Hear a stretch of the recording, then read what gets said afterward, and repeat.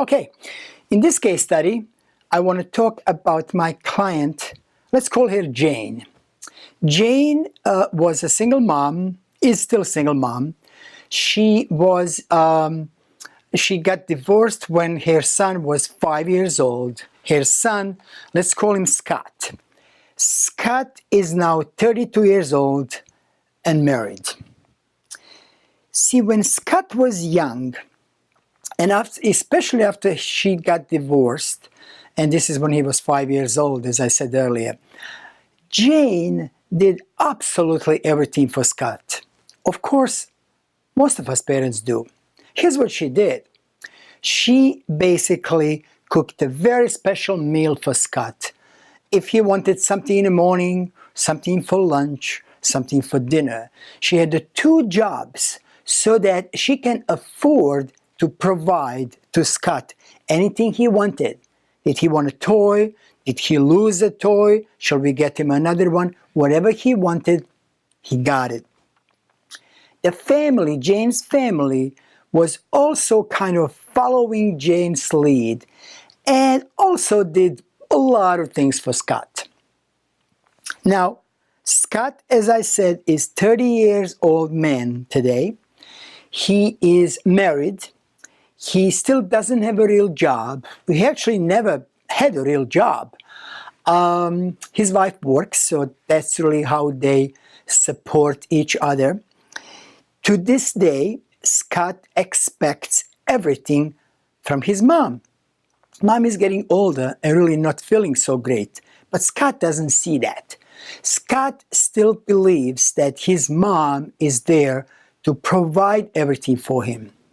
If she doesn't provide the things that he needs, that he believes he needs, he gets upset, he yells, he doesn't talk to his mom.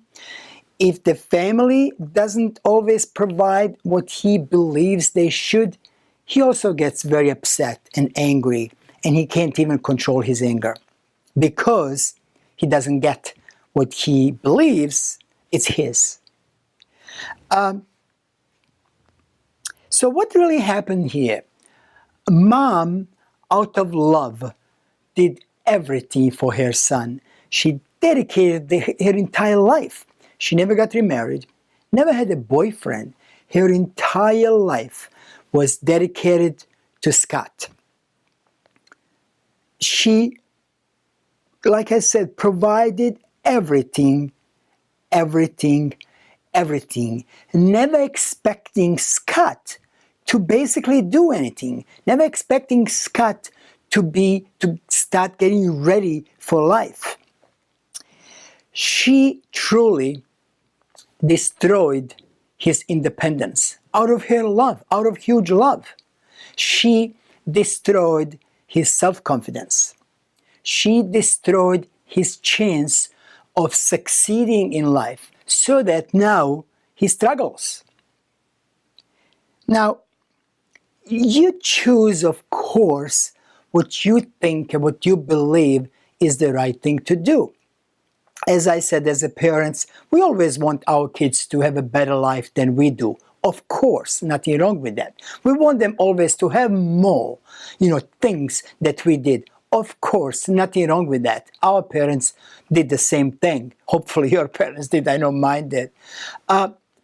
But the thing here is you gotta be careful so that you don't overdo it, so that you don't destroy your children's self-confidence. So make sure that you do not destroy their independence, their future independence.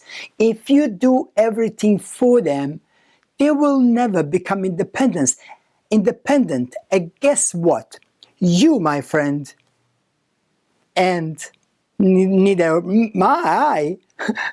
none of us will be around forever. So the chances are, one day we're going to be gone. What's going to happen with our children? Are you going to think every day as you get older how they're going to live by themselves, how they're going to provide, how they're going to get that better job, how they're going to succeed in life, how they're going to help their children? So keep this in mind as you're as you're dealing with your children, as you're dealing with your teenagers, keep in mind that while you certainly want to provide everything you can, you do not want to deprive them of their own independence and of their own success in the future. Please keep this in mind.